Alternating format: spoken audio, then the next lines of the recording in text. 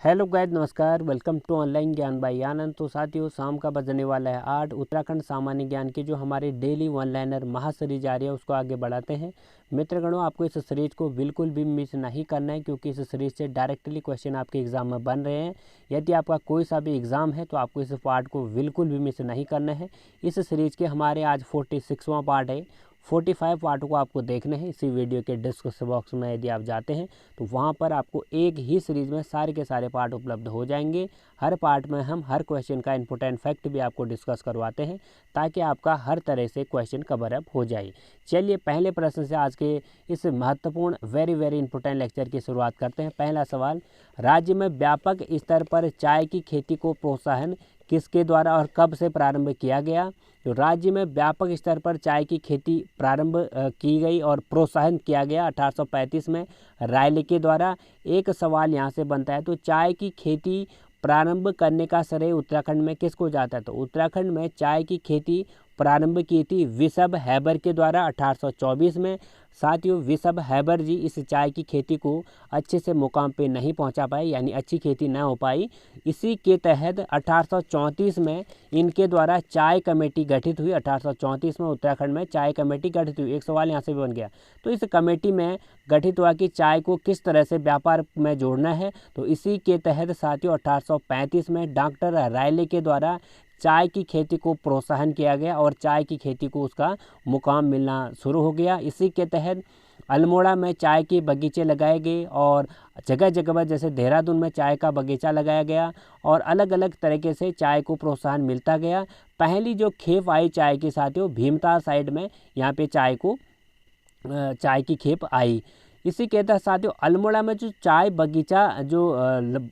बगीचा बनवाया था वो किसने बनाया था, ये भी सवाल बनता है। तो ये जो चाय बगीचा बनाया था फॉल्कनर, तो फॉल्कनर ने अल्मोड़ा में चाय का पहला बगीचा बनाया था।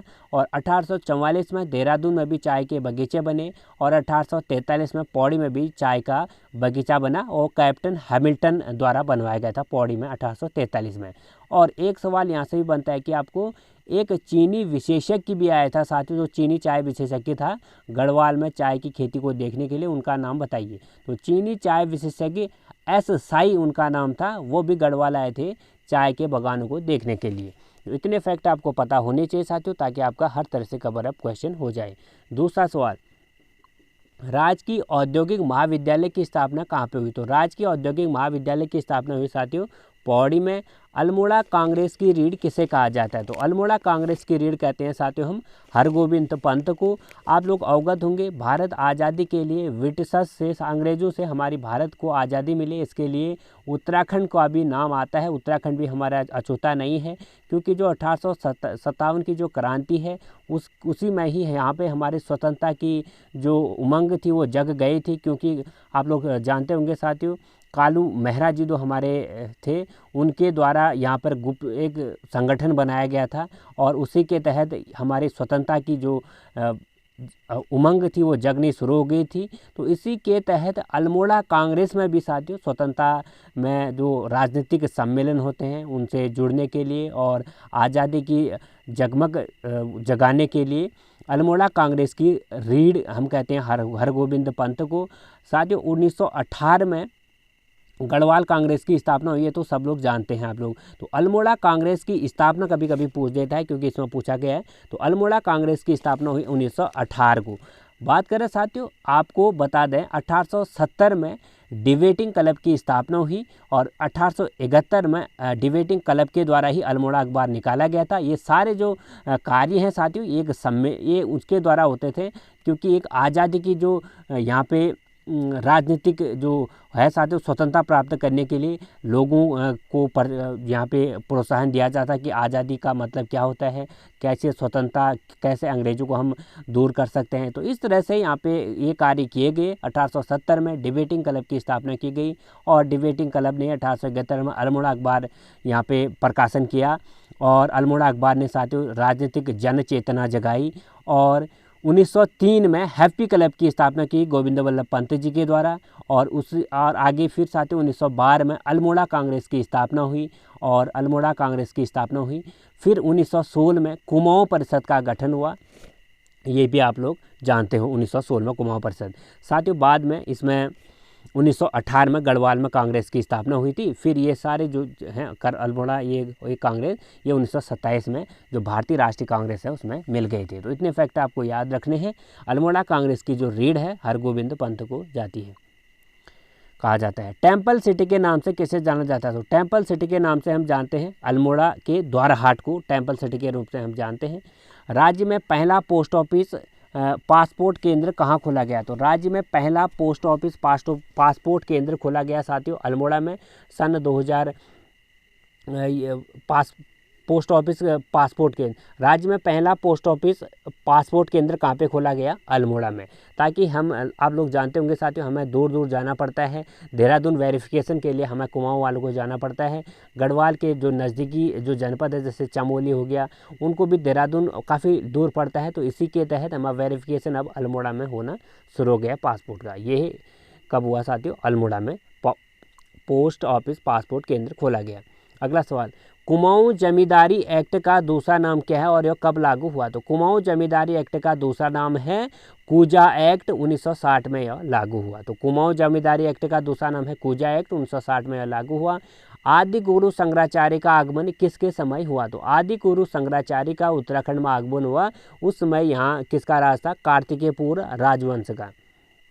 अगला है, किस राष्ट्रीय पार्क के मध्य पाटलिदून स्थित है? तो वो कौन सा राष्ट्रीय उद्यान है, राष्ट्रीय पार्क है जिसके मध्य पाटलिदून स्थित है? तो कार्बेट पार्क जो नैनीताल से पौड़ी तक फैला हुआ है उसके मध्य में पाटलिदून स्थित है। कार्बेट पार्क का जो साथियों मेन गेट है वो नैनीताल के ढिकाला इसका नाम है, ढिकाला।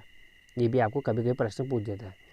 कालिदास ने कड़वा आश्रम को किस नाम से पुकारा था? तो कालिदास ने कड़वा आश्रम को किसलस प्रदेश के रूप में जाना है। आप लोग जानते होंगे कालिदास जी ने इसी कड़वा आश्रम में अपनी जो रचना है अभिज्ञान शकुंतलम की रचना भी यही की थी, जिसमें उनके द्वारा किसलस प्रदेश इस कड़वा आश्रम के लिए प्रयोग किया गया है। देवभूमि मुस्कान योजना की शुरुआत कब हुई? तो देवभूमि मुस्कान योजना की शुरुआत हुई साथियों 2009 में। बात करें इस देवभूमि मुस्कान योजना के उद्देश्य की, समाज के जो वंचित वर्ग के जो छात्र हैं उनको शिक्षा, एक उत्कृष्ट शिक्षा मुहैया कराना इस देवभूमि मुस्कान योजना का उद्देश्य है साथियों। इसकी शुरुआत 2009 में हुई और इसके तहत 10वीं तक के बच्चों को मुफ्त शिक्षा का प्रावधान रखा गया। अगला सवाल, ऑपरेशन इस्माइल किससे संबंधित है? तो पूरे भारत देश में हमारा चला यह ऑपरेशन इस्माइल साथियों। इसके तहत खोए हुए बच्चों की तलाश करना था। आप लोग जानते होंगे साथियों हमारे छोटे छोटे बच्चे जो हैं कहीं ढाबे में कहीं छोटे छोटे होटल में कार्य करते हैं, तो इसके तहत उनको उनके माता पिता तक सुपुर्द करना रखा गया था ऑपरेशन इस्माइल का उद्देश्य। उत्तराखंड पर्यटन की स्थापना कब की गई? तो उत्तराखंड में पर्यटन की स्थापना की गई 26 अप्रैल 2001 को। उत्तराखंड वाहनों की नंबर प्लेट पर यूके कब से लिखना शुरू हुआ? तो 1 नवंबर 2007 से उत्तराखंड के जो वाहन हैं साथियों उसके नंबर प्लेट पर यूके लिखना शुरू हुआ। उससे पहले क्या था? यूए। आप लोग सब जानते होंगे। किस वर्ष चिपको आंदोलन के लिए लाइवलीहुड अवार्ड दिया गया? तो चिपको आंदोलन के लिए लाइवलीहुड अवार्ड मिला साथियों 1978 में। आप लोग सारे अवगत हो उत्तराखंड का हमारा एक ऐसा आंदोलन जो विश्व में भी प्रख्यात है, पर्यावरण के विरुद्ध पर्यावरण रक्षा हेतु सा हमारा चिपको आंदोलन जो कि विश्व विख्यात हो चुका था। 1973 में चमोली रैणी गांव से गौरा देवी के नेतृत्व में यह आंदोलन चलाया गया था। पेड़ों को बचाने के लिए यहाँ पर महिलाएं पेड़ों से लिपट गई थी। यहाँ पे वन विभाग के जो ठेकेदार हैं वो वनों को काटने के लिए आ रहे थे, तो यहाँ की जो स्थानीय महिलाएं हैं जो रैणी गांव की, चमोली रैणी गांव की, उनका नेतृत्व गौरा देवी कर रही थी और उन्होंने पेड़ों की रक्षा के लिए पेड़ों में लिपट कर कहा कि पहले हमें काटिए फिर जो है पेड़ों को काटिए। और यह जो है साथियों विश्व विख्यात हो गया चिपको आंदोलन जो पर्यावरण को बचाने के लिए था। 1900 कब हुआ यह चिपको आंदोलन? 1973 में। उत्तराखंड राज्य गठन से पूर्व राज्य में कुल कितनी विधानसभा सीटें थी? तो उत्तराखंड राज्य गठन है, तो उत्तराखंड राज्य का गठन कब हुआ? यूपी से अलग कब हुआ? 9 नवंबर 2000 को। उससे पहले क्योंकि हम यूपी में थे तो यूपी में जब थे तो इस राज्य के लिए यानी यहाँ पे इस क्षेत्र के लिए कुल कितनी विधानसभा थी? तो 22 विधानसभा सीटें थी इस क्षेत्र के लिए जब हम यूपी में हुआ करते थे। आजकल कितने विधानसभा सीट हैं? 71। उत्तराखंड को कब उत्तरकाशी को कब तीव्र भूकंप का सामना करना पड़ा था? उत्तरकाशी को तीव्र भूकंप का सामना करना पड़ा था 20 अक्टूबर 1991 को। अगला सवाल, किस गोरखा को दानवीर कर्णी की उपमा मोलाराम ने दी थी? तो किस गोरखा को दानवीर कर्णी की उपमा मोलाराम ने दी थी? रणजोर सिंह थापा को दानवीर कर्णी की उपमा मोलाराम ने दी थी। जो चित्रकारी वाले मोलाराम है, तो मोलाराम के द्वारा दानवीर कर्णी की उपमा दी थी रणजोर सिंह थापा को।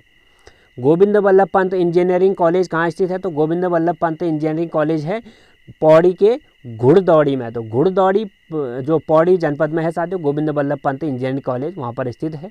राजकीय वैद्यशाला को वाराणसी से उत्तराखंड में कहाँ स्थानांतरित किया गया? तो राजकीय वैद्यशाला जो नैनीताल में है आजकल हमारे, उसको वो पहले कहाँ स्थापित थी? तो राजकीय वैद्यशाला पहले थी वाराणसी में। 1954 में इसको उत्तराखंड के यहाँ पे जो नैनीताल है, नैनीताल जनपद में लाया गया। और आजकल जो है ये 1961 से मनोरा पीक में है यह रांची वैद्यशाला।